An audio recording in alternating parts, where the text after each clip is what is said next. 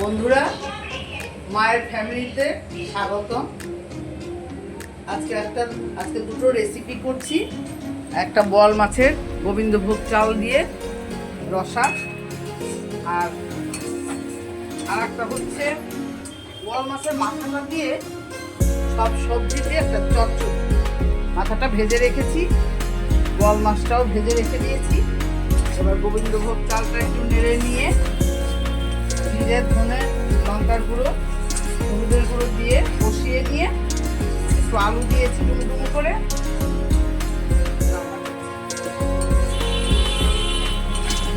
স্বাদ মতো একটু মিষ্টি, নুন, ঝাল সব কিছুই দিয়ে মশলাটা দিয়ে কষিয়ে নিচ্ছি। চালটাকে একটু ভেজে নিয়ে সব মশলা দিয়ে কষিয়ে নিচ্ছি। এর মধ্যে স্বাদ মতো একটু নুন দিচ্ছি, স্বাদ মতো একটু মিষ্টি চিনি দিচ্ছি,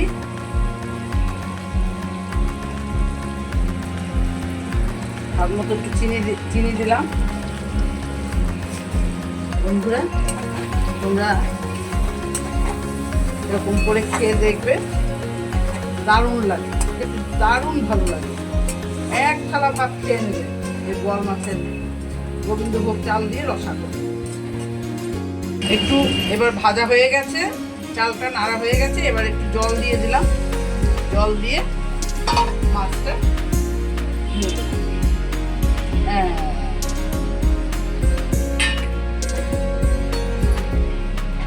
এবার মাছটা ফুটবে।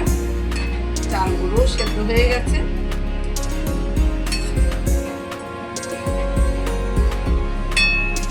কালারটা দেখো, দারুণ কালার এসছে, দারুণ।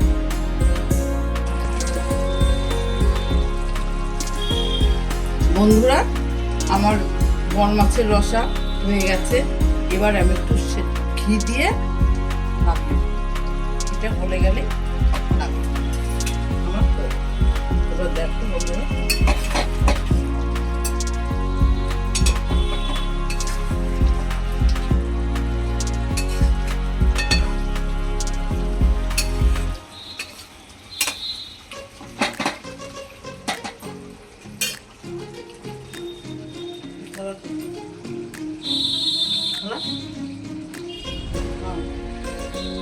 নামলে মাছ লেগেছে।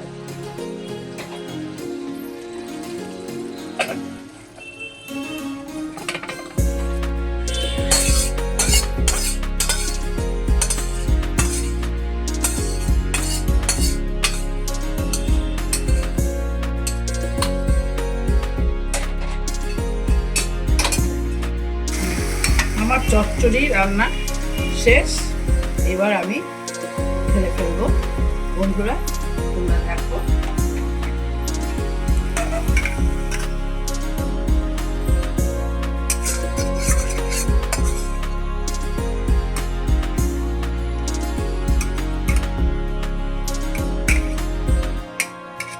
কেমন লাগলো আমার এই রেসিপিটা। তোমরা অবশ্যই করে খেয়ে দেখবে। যদি করে খাও, দেবে এক থালা ভাত তোমাদের একটা তরকারি দিয়েই খাওয়া হয়ে যাবে।